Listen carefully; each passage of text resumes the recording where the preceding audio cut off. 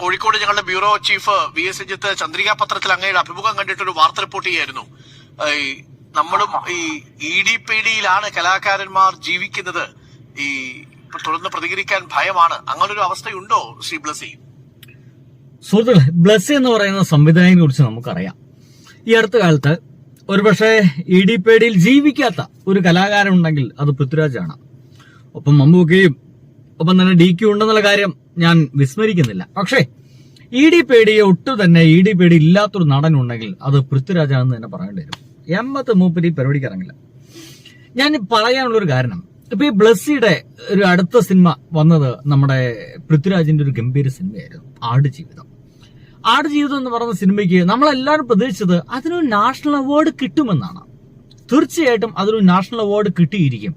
കാരണം അതിഗംഭീരമായിട്ടുള്ള അത്രയ്ക്കുള്ള പെർഫോമൻസ് ആണ് നമ്മുടെ പൃഥ്വിരാജ് കാഴ്ചവെച്ചത്. അതിഗംഭീര സംവിധാനമാണ്, ഇതൊക്കെ നമുക്കറിയാം. എന്നിട്ടൊരു സംഗീത് പ്രൊപ്പഗണ്ട സിനിമയ്ക്കാണ് കേന്ദ്ര ഫിലിം അവാർഡ് കൊടുത്തേ. ഒരു സംശയമില്ല, അതിൽ നമുക്ക് ചിരിക്കുക എന്നല്ലാതെ അതിന്റെ അപ്പുറത്തേക്കും ചെയ്യാനില്ല. അവരതേ കൊടുക്കൂ. ഒരു സംഗീത് പ്രൊപ്പഗണ്ട സിനിമയ്ക്ക് കേരള സ്റ്റോറി എന്ന് പറയുന്ന സംഗീത് പ്രൊപ്പഗണ്ട ഇസ്ലാമിക വിരുദ്ധ സിനിമയ്ക്കാണ് അവർ അവാർഡ് കൊടുത്തത്. നല്ല സിനിമ, നല്ല സംവിധാനം, നല്ല അഭിനയം, എന്റെ മക്കളെ കാർക്കിച്ച് തുപ്പാൻ തോന്നുന്ന സിനിമയാണ്. അത്രയ്ക്ക് നമ്മുടെ കേരളത്തെ അപമാനിക്കുന്ന ഒരു സിനിമയ്ക്കാണ് അവാർഡ് കൊടുത്തത് എന്നുള്ള കാര്യത്തില് നമുക്ക് അത് അവരങ്ങനെ കൊടുക്കുള്ളൂ, നമുക്കറിയാം. അപ്പൊ ഇപ്പോഴ് നടക്കുന്ന ഒരു കാര്യങ്ങൾക്ക് നിങ്ങളൊന്ന് ശ്രദ്ധിച്ചു കഴിഞ്ഞാൽ, നിങ്ങളിത് എത്ര പേര് ശ്രദ്ധിച്ചു എന്നറിയില്ല. നോക്കൂ, നമ്മുടെ സംഘികളെല്ലാരും കൂടിയിട്ട് നമ്മുടെ കലാകാരന്മാരെ വട്ടം വെച്ച് തുടങ്ങിയിരിക്കുന്നു. കേരളത്തിലുള്ള കലാകാരന്മാരെ വട്ടം വെച്ച് തുടങ്ങിയിരിക്കുന്നു. അതും പ്രത്യേക വിഭാഗത്തിൽപ്പെടുന്ന കലാകാരന്മാരെ, അല്ലെങ്കിൽ പ്രത്യേക രാഷ്ട്രീയ വിശ്വാസമുള്ള, രാഷ്ട്രീയ ബോധ്യമുള്ള കലാകാരന്മാരെയാണ് ഇവർ വട്ടം വെച്ചുകൊണ്ടിരിക്കുന്നത്. ഇത് കൂടുമെന്ന് ഞാൻ പറയുന്നത്. നോക്കൂ, ആദ്യമായി തുടക്കത്തില് ഇവർ അങ്ങനെ ചെയ്തത് നമ്മുടെ പൃഥ്വിരാജിനായിരുന്നു. പൃഥ്വിരാജിന്റെ സിനിമയിൽ വിരുദ്ധ സംഗതി ഉണ്ടെന്ന് അവർ തിരിച്ചറിയുന്നു. ആ സിനിമയിലെ പല രംഗങ്ങളും വെട്ടണം തിരിച്ചറിയുന്നു, വെട്ടാൻ പറയുന്നു, അത് വെട്ടിക്കുന്നു, വീണ്ടും ആ സിനിമ ഇറക്കുന്നു. അങ്ങനെയൊക്കെ സിനിമ കണ്ടാൽ മതി. ഞങ്ങളെതിര് പറയുന്ന വർത്തമാനം പറയുന്ന ഒരു സിനിമയും നമ്മുടെ ഇന്ത്യയിൽ ഇറങ്ങണ്ട എന്നപ്പോൾ ഇവന്മാര് തീരുമാനിച്ചു കഴിഞ്ഞിരിക്കുന്നു. സംഗതി അവിടെ അവസാനിച്ചില്ല. അത് കഴിഞ്ഞ് തൊട്ടടുത്ത ദിവസം നമ്മൾ കണ്ടത് പൃഥ്വിരാജിന്റെ വീട്ടിലേക്ക് ED വരുന്നതാണ്. നമ്മൾ പ്രതീക്ഷിച്ചതാണ്. നമ്മളെക്കാൾ കൂടുതൽ അത് പൃഥ്വിരാജ് പ്രതീക്ഷിച്ചത് തന്നെ ആയിരിക്കും. ഒരു തേങ്ങയുടെ മൂടും കിട്ടിയില്ല, ഒരംശം കിട്ടിയില്ല. കൃത്യമായിട്ടും എല്ലാ നിയമപരമായിട്ടും മാത്രം ജീവിക്കുന്ന ഒരു മനുഷ്യനാണ് പൃഥ്വിരാജ്, നമുക്കറിയാം. അതുകൊണ്ട് തന്നെ അവന്റെ വീട്ടിൽ കയറിയിട്ട് ED കയറി അവിടുത്തെ കട്ടൻ ചായ കിട്ടിയിട്ടുണ്ടെങ്കിൽ അത് കുടിച്ച് കുടുംബത്ത് പോയി എന്നല്ലാതെ ഒരു കേസ് പോലും നമ്മുടെ പൃഥ്വിരാജിനെതിരെ എടുക്കാൻ ഇവർക്ക് കഴിഞ്ഞില്ലെന്നറിയാം. അത് കഴിഞ്ഞ് നമ്മൾ ആരും പ്രതീക്ഷിക്കാത്ത ഒരാളുടെ നെഞ്ചത്തേക്കാണ് ഇവർ പിന്നീട് കയറിയത്. അത് നമ്മുടെ മമ്മൂക്കയുടെയും ദുൽഖറിന്റെയും മേത്തേക്കാണ്. കഴിഞ്ഞില്ല. ബ്ലസി പറയുന്നത് നിങ്ങൾ കേൾക്കണം, തീർച്ചയായിട്ടും കേൾക്കണം. നമ്മുടെ നിലവിലുള്ള പല സാഹചര്യങ്ങൾ കാണുമ്പോൾ നമുക്ക് അത്തരത്തിൽ നമുക്ക് തോന്നിപ്പോകും. ബിക്കോസ് ജീവിതത്തിനെ സംബന്ധിച്ചിടത്തോളം ഉള്ള ഒരു പ്രതികരണവുമായി ബന്ധപ്പെട്ടിട്ടാണ് ഞാനത് പറഞ്ഞത്. അപ്പോൾ അതിന്റെ തുടർച്ചയായിട്ടാണ്. കാരണം എന്തുകൊണ്ട് പ്രതികരിക്കുന്നത് കൊണ്ട്, പ്രത്യേകിച്ച് ഒരു അവാർഡിനെ സംബന്ധിച്ചിടത്തോളം നമുക്കത് അവാർഡ് കിട്ടാത്തതിനോട് പ്രതികരിക്കുന്നത് മാന്യതയൊന്നുമല്ല. കാരണം ജൂറി അടവിക്കാനാണ്. പക്ഷെ അതിന്റെ അടിസ്ഥാനപരമായ രാഷ്ട്രീയം എന്താണെന്നത് ഞാൻ പറയാതെ എല്ലാവർക്കും അറിയാത്ത കാര്യമാണ്, എന്തുകൊണ്ട് സംഭവിച്ചു എന്നുള്ളത്. അപ്പൊ അത് എന്തുകൊണ്ട് തുറന്നു കാട്ടുവാനായിട്ട് മീഡിയക്ക് കഴിയുന്നില്ല, എനിക്ക് കഴിയും. തീർച്ചയായിട്ടും നോക്കൂ, എന്തുകൊണ്ടാണ് നമ്മുടെ ആ ഒരു സിനിമയ്ക്ക് അവാർഡ് കിട്ടിയില്ല? കിട്ടേണ്ട സിനിമയല്ലേ?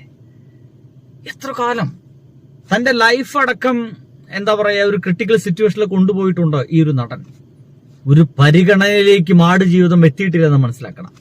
അപ്പൊ ഇതിന് പുറകിൽ എന്താണെന്നുള്ളത് എല്ലാവർക്കും മനസ്സിലാക്കുന്ന പോലെ ബ്ലസ്സിക്ക് മനസ്സിലായിട്ടുണ്ട്. പക്ഷെ ബ്ലസ്സി പറയുന്നത് എന്തുകൊണ്ട് മീഡിയ എതിർത്തില്ല, എന്തുകൊണ്ട് എനിക്ക് തന്നെ എതിർക്കാൻ കഴിയാതെ പോയി എന്നുള്ളതാണ്.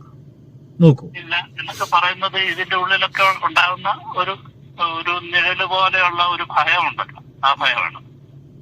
ഒരർത്ഥത്തിൽ പറഞ്ഞാൽ കലാകാരന്മാർക്ക് സ്വതന്ത്രമായി രാഷ്ട്രീയ അഭിപ്രായം പറയാനോ രാഷ്ട്രീയമായിട്ടുള്ള തിരക്കഥ എഴുതാനോ അത് ആവിഷ്കരിക്കാനോ ഉള്ള ഒരു സാഹചര്യം നന്നായി കുറയുന്നുണ്ട് അല്ലേ?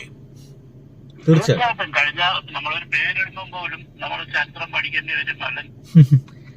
നമ്മുടെ കലാകാരന്മാർക്ക് തീർച്ചയായിട്ടും ഒരു സിനിമ ഇറക്കാൻ സിനിമയുടെ കഥാപാത്രങ്ങൾക്ക് ഒരു പേര് കൊടുക്കാൻ, സിനിമയ്ക്ക് ഒരു കഥ നിശ്ചയിക്കാൻ പോലും പറ്റാത്തൊരവസ്ഥയിലേക്ക് നമ്മൾ എത്തിക്കൊണ്ടിരിക്കുന്നതാണ്.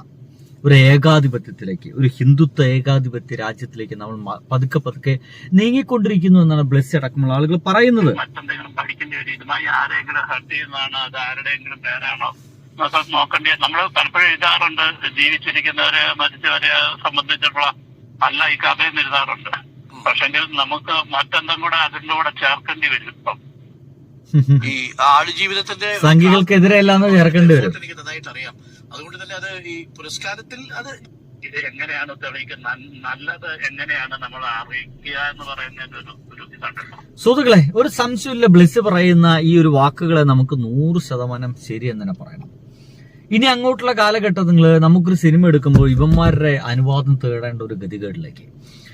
അപ്പൊ ഞാൻ പറഞ്ഞു വെച്ചത് ഇതൊന്നുമല്ല, കലാകാരന്മാര് നോട്ടം വിട്ടു തുടങ്ങിയിരിക്കുന്നു എന്നുള്ളതാണ്. അങ്ങനെ നോട്ടം വിട്ടു തുടങ്ങിയത് പൃഥ്വിരാജിൽ നിന്ന് തുടങ്ങി പിന്നീട് സഡൻ ആയിട്ടൊരു ചാട്ടം ചാടിയത് നമ്മുടെ മമ്മൂക്കയുടെ നെഞ്ചത്തേക്കാണ്.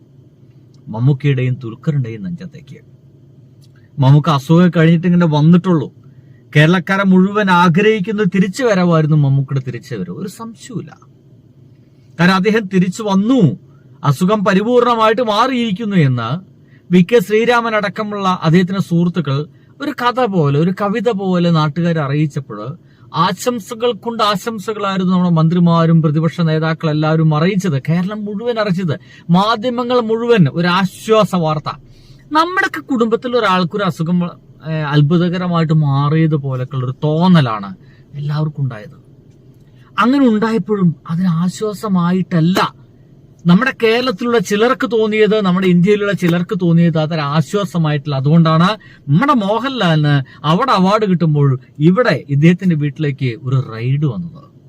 റെയ്ഡ് വന്ന് അന്ന് വൈകുന്നേരം ആ റെയ്ഡിന് നേതൃത്വം കൊടുത്ത കൃസംഗി പറഞ്ഞത്, ഇദ്ദേഹത്തിന് ദുൽഖർ കൊണ്ടുവന്ന കാറ് വന്ന വഴിയുണ്ടല്ലോ, ആ വന്ന വഴിയിലൂടെയാണ് തീവ്രവാദം വരുന്നത്, ആ വന്ന വഴിയിലൂടെയാണ് മയക്കുമരുന്ന് വരുന്നത്, ആ വന്ന വഴിയിലൂടെയാണ് രാജ്യവിരുദ്ധ പ്രവർത്തനങ്ങൾ നടക്കുന്നത്. അപ്പോൾ ഈ കേസ് ഒരു വണ്ടി വാങ്ങിച്ചു, അനധികൃതമായിട്ടൊരു വണ്ടി വാങ്ങിച്ചു എന്നതിൽ മാത്രം ഒതുങ്ങി നിൽക്കുന്നില്ല, ഇത് പല ഡിപ്പാർട്ട്മെന്റിനും അന്വേഷണത്തിന്റെ ഭാഗമായിട്ട് ഇവിടേക്ക് വരേണ്ടി വരും എന്ന് പറഞ്ഞു തീർത്തില്ല. ആരോ വിളിച്ചു. മൈ ക്വസ്റ്റ്യൻ ഇത്രയാണ് എന്റെ പ്രിയ സുഹൃത്തുക്കളെ, ആരായിരിക്കാം അത്? ആരുടെ കോളായിരിക്കും അദ്ദേഹത്തിന് വന്നിട്ടുണ്ടായിരിക്കുക? എന്തുകൊണ്ടായിരിക്കും അങ്ങനത്തെ ഒരു കോള് വന്നിട്ടുണ്ടായിരിക്കുക? നമുക്കത് അറിയണ്ടേ, നമുക്കത് അറിയണം. എനിക്ക് ഭയങ്കര ക്യൂരിയോസിറ്റി ഒരു ചോദ്യമാണത്. ആരായിരിക്കും വിളിച്ചിട്ടുണ്ടായിരിക്കുക? എവിടെ നിന്നായിരിക്കും വിളിച്ചിട്ടുണ്ടായിരിക്കുക? അദ്ദേഹം സർ എന്നൊക്കെ വിളിച്ചിട്ട്, സർ ഞാൻ വൈൻഡ് അപ്പ് ചെയ്തു എന്ന രീതിയിൽ ഇറങ്ങിപ്പോവുകയുണ്ടായി വളരെ പെട്ടെന്ന്. എന്തൊക്കെ സുഹൃത്തുക്കളെ, ബ്ലെസ്സി പറയുന്നത് ഈ ഒരു കാര്യത്തെ നമുക്ക് 100% ശരിയായിട്ടുണ്ട്. ഇതിനു വേണ്ടിയിട്ട് നമ്മൾ ഇനിയെങ്കിലും ഒരുമിച്ച് നിൽക്കണം. നമ്മുടെ കേരളത്തിൽ സംഖ്യകളൊക്കെ എന്തുകൊണ്ട് നമ്മൾ അകറ്റി നിർത്തണം എന്നൊക്കെ പറയുന്നത് ഇതുകൊണ്ടാണ്. നമുക്കൊരു നല്ല സിനിമ ഇനി ചിലപ്പോൾ കാണാൻ പറ്റിയെന്ന് വരില്ല. കാരണം നമുക്ക് കയ്യിലേക്ക് കിട്ടുന്ന സിനിമകൾ മുഴുവൻ ഇവന്മാരെ ആദ്യം കണ്ടിട്ട് വിട്ടും തിരുത്തും കഴിഞ്ഞ സിനിമകളായിരിക്കും. പിന്നെ ആ കണ്ടിട്ടൊരു 5 മിനിറ്റ് പൈസ കാര്യം ഉണ്ടാവില്ല.